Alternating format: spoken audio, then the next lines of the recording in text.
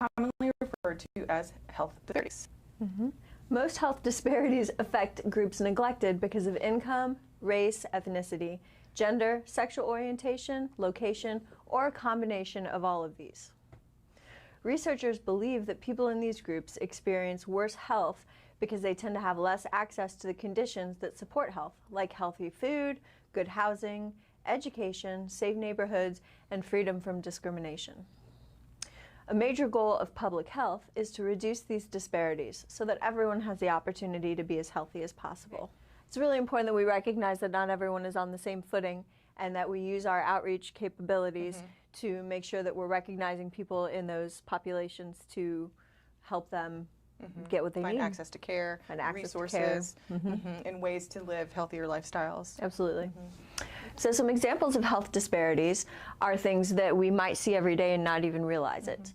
A big one is that low-income and minority communities are a lot less likely to have access to grocery stores that have a wide variety of fresh produce. So if you look around in some of the poorer neighborhoods, you're a lot more likely to see just a little corner store. Those corner stores might have a basket of old, sad bananas, but that's really it. They don't often have big, nice Kroger's or Publix stores in certain neighborhoods. Where it gets replenished weekly. Absolutely, or even daily. Yeah, or even daily, and it might be hard to even get to a grocery store with transportation, or not even having access to a reliable vehicle, or even public transportation. Yeah, and even there are food deserts in the middle of downtown areas, so it's really important to always remember that not everyone has access to the same produce, the same food, and they might not even have access to transportation to get there. That's right. Yeah. And one thing about living a healthy lifestyle is having access to fresh fruits, vegetables, and foods that are, better for you, so you can really live that healthy lifestyle. So in these communities where there's not a lot of access to grocery stores and fresh, healthier foods, you will often also see in their place lots of fast food.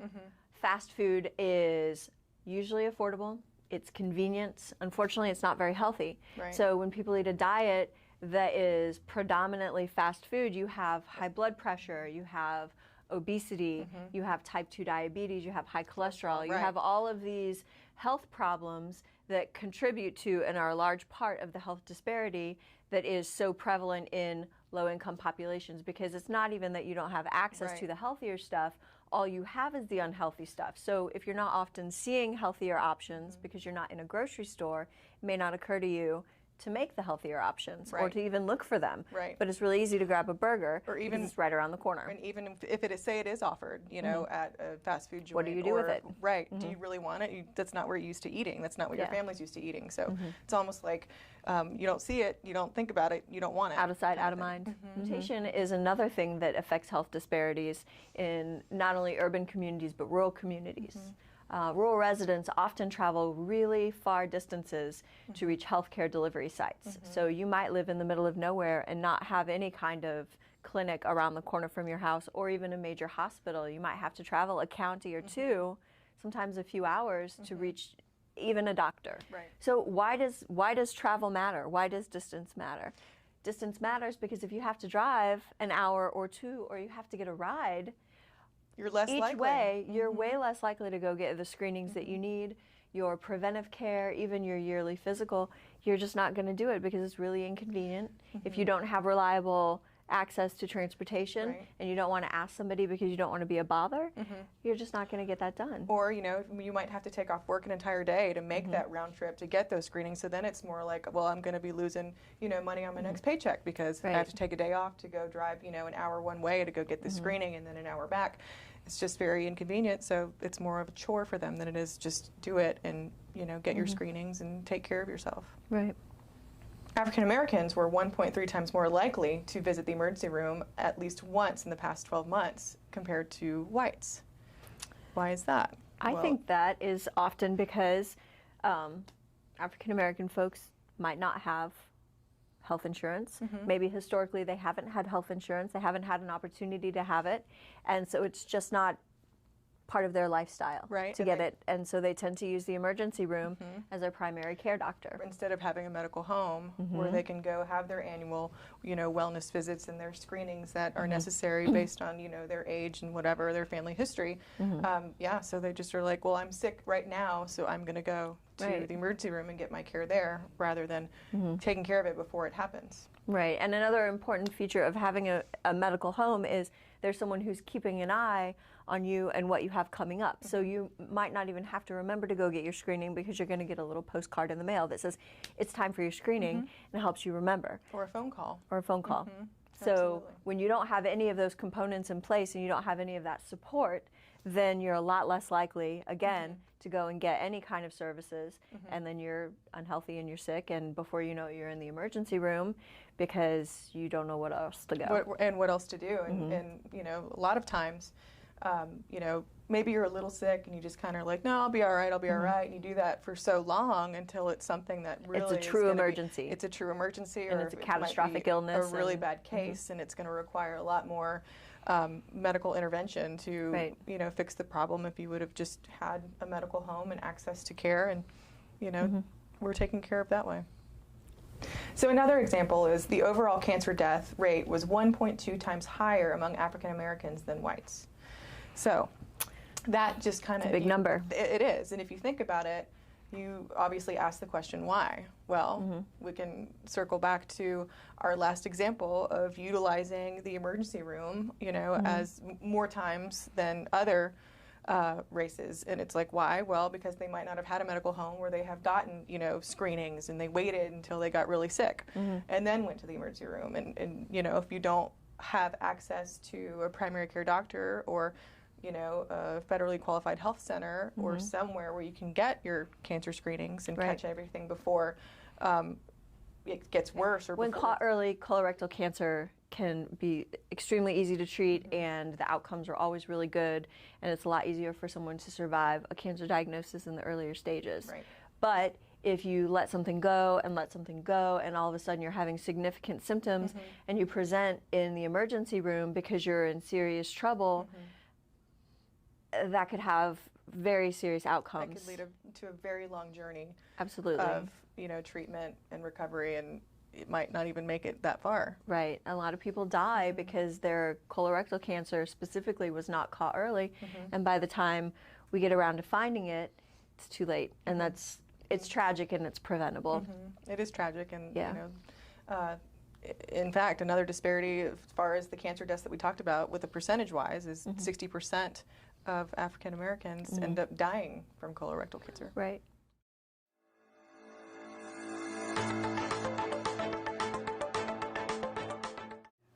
So today we're talking about high-quality, affordable proteins.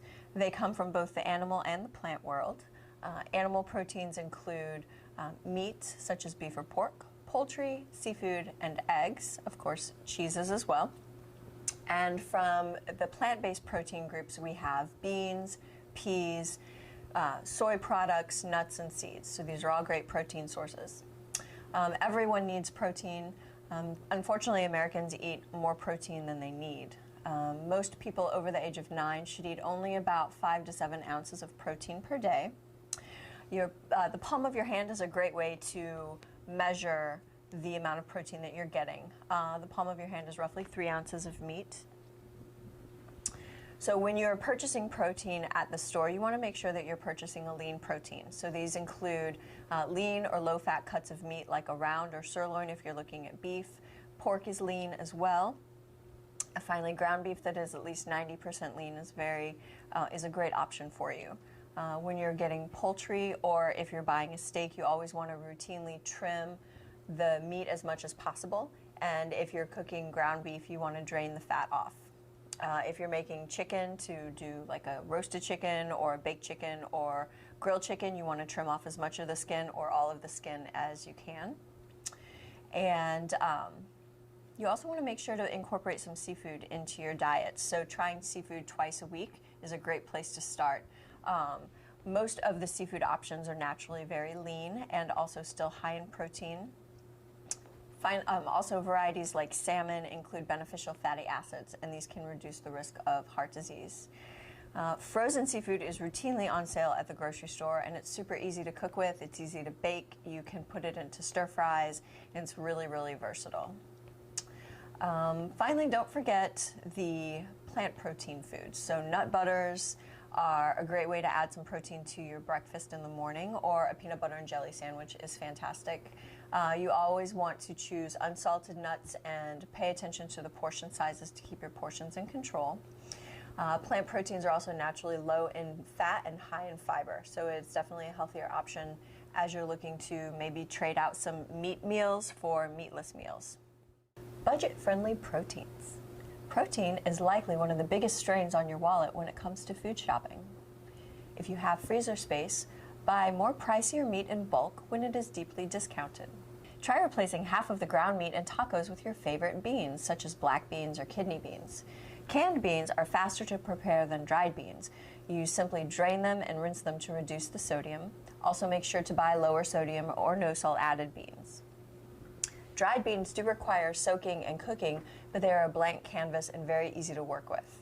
Consider canned tuna or salmon. Both of these work in a variety of casseroles, patties, and pasta dishes. Of course, everyone likes tuna salad. You can also make a salmon salad. Eggs are one of the most affordable sources of high-quality protein. Eggs round out at about 10 cents per egg, with 6 grams of protein, 13 essential vitamins and minerals, and only about 70 calories per egg. Eggs are plentiful year-round, and they're so versatile. You can scramble them, hard-boil them, fry them, use them as a binder in something like a quiche or a frittata. You can also, of course, make egg salad.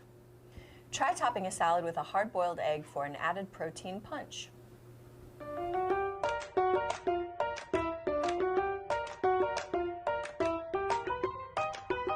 Hey everyone, welcome to the Cancer Fighting Kitchen. Today we're talking about eggs. Eggs are affordable and they're nutritious and they're super versatile. Eggs can be baked with, they can be cooked with, you can freeze what you make, and that's what we're going to do today. We're going to make a breakfast egg cup. Yes. So eggs are super affordable. When you go to the grocery store, they're about 10 cents per egg. All right, that's really, really affordable. And we're going to bake with them today. We're going to make some breakfast cups. Yeah. But before we get started on our recipes, we're going to talk about ways to add flavor without adding extra salt. Yeah. Okay. The first, my favorite, garlic powder. Not garlic salt, garlic powder. You get the flavor, but not the salt. And you can use this in soups, in stews. I add it to just scrambled eggs, pretty much anything.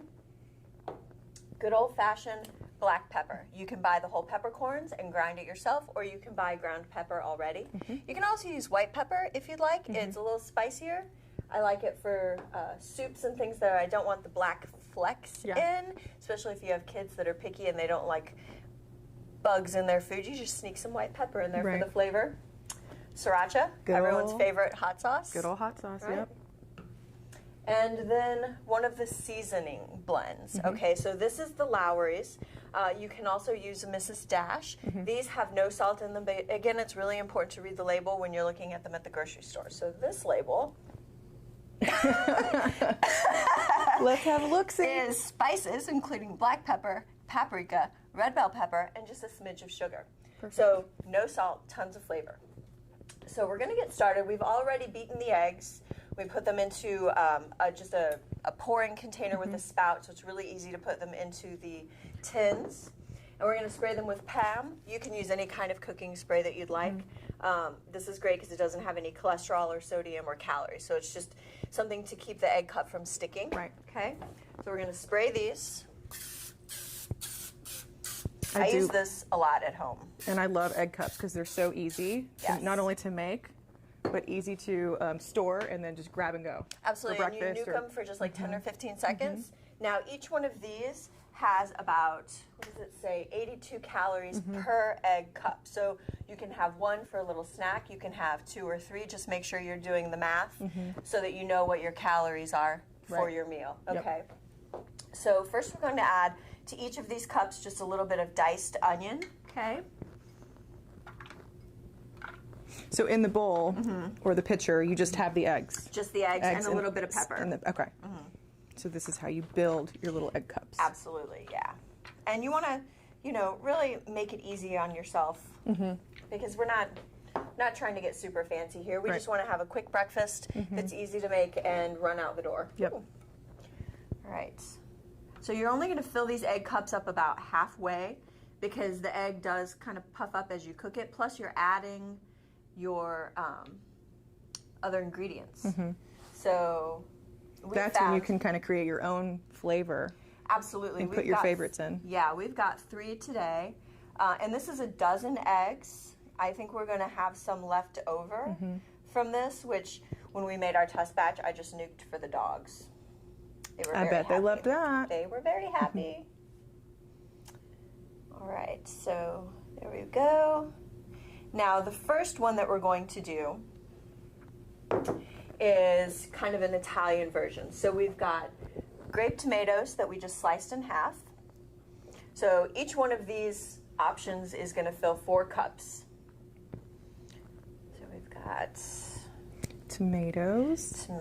Now, you know, you never want to refrigerate your tomatoes, okay, because it takes all the flavor away. All right. And look at the beautiful colors. Yes. You know, we eat with our eyes, and that's so beautiful. The red, the orange, the yellow. This is just chopped up spinach, baby spinach. You want to wash it first. A lot of pre-bagged spinach comes washed. So again, if you're looking for time savers, that's an option. Perfect. And then we've got some whole milk shredded mozzarella. I looked at the low-fat mozzarella, and there was only about a 10-calorie difference per serving, so we went with the whole milk. Give it a little Make more it nice flavor. and cheesy, too. And you're not really using a lot of cheese. So if you were using a bunch, we would definitely talk about the low-fat options, but you're really just putting a little bit on there. So we've got that one done. Yum. Yes. The second one that we're doing is the cheddar and bacon. Yes. So, breakfast staples. yes. So the bacon that we're using when we talk about ways to reduce sodium, this is, we kind of cheated a little bit, but that's perfectly okay. You want this to be easy to do, but you also want to keep it as healthy as possible. Right. And we used a pre-cooked low-sodium bacon, all right, from Kroger. So what I did was I spread the pieces out between a couple of paper towels, put it in the microwave for about a minute to make it crispy, and then I chopped it up. So this has Fast and easy. 240 milligrams of sodium per serving, and you're getting about a quarter of a serving per cup in here. Okay. And it, you know, you don't have a big mess too after you're cooking the bacon and cleaning it up and everything. Yes. So we're going to drop some bacon into each. Don't be stingy with that bacon. Yes. We're going to use all the bacon. And then the second component for this is shredded cheddar cheese. Yay. I like a sharp cheddar myself. And again, each one of these is a quarter cup. So it's really easy to remember. You've got a quarter cup of cheese for both the mozzarella and the cheddar, a quarter cup of bacon, a quarter cup of spinach. They're almost like little baby casseroles. They are. Or a crustless quiche, if you will. And you don't even have to like do one flavor all the way around. No, you can You could mix it up if you've got picky eaters, and they can pick what they want to put in. Make it fun, make it a family thing. Yep. Now the third one that we've got is a mushroom, bell pepper, and parsley. So I opted for the Kroger brand of no salt added, chopped up mushrooms. And then I gave them a little finer of a chop once I got them rinsed and drained. Even though they're no salt added, I still gave it a little drain and rinse, rinse and drain to get anything that was left. So again, quarter cup of mushrooms. I'm just going to dump a little bit in each. Yum. Yes. Now, if you don't like mushrooms, you can not add mushrooms. Yeah, leave them out. This is chopped up red bell pepper. And of course, with anything, you want to wash it before you cut it up.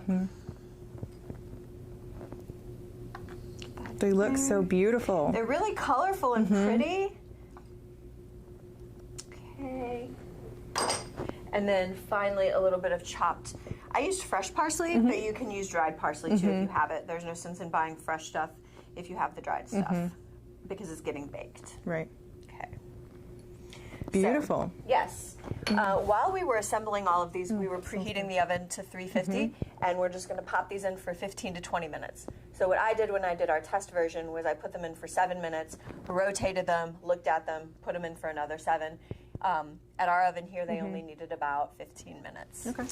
All right, so here we have our yes. finished product. Nice. All right, so we've got the tomato, spinach, and mozzarella.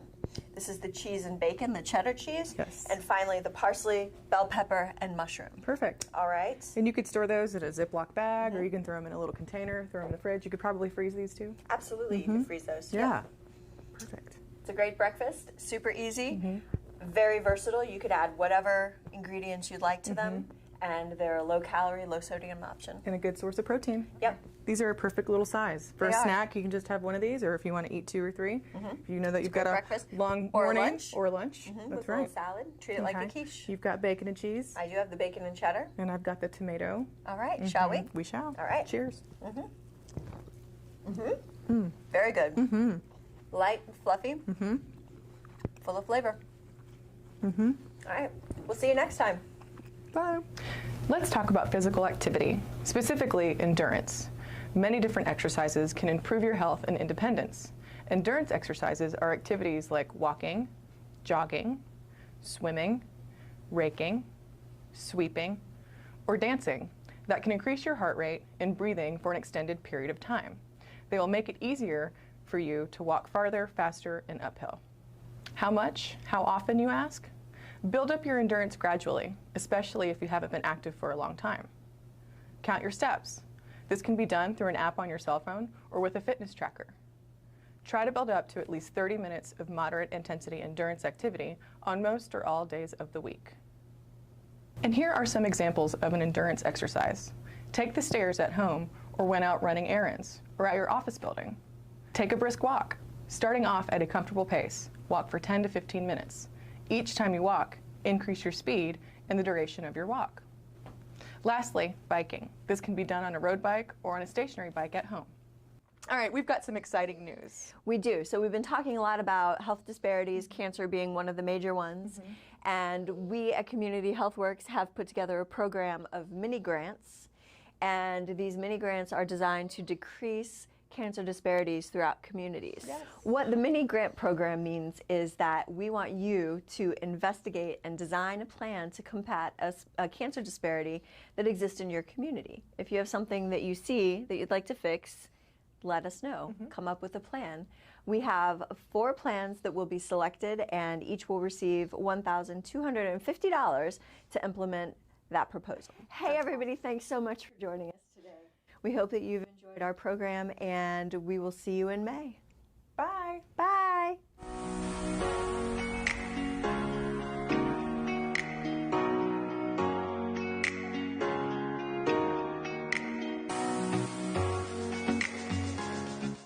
Hello, welcome to April's Community Health Corner.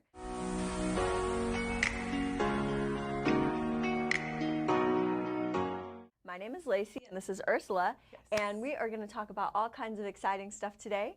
Not only is it the month of Easter, as you can tell. See, we've got Leroy the llama, and we've got our slew of bunnies and some little critters hanging out with us today. We've got Lily, who's napping, and Jojo, who's sleeping off last month.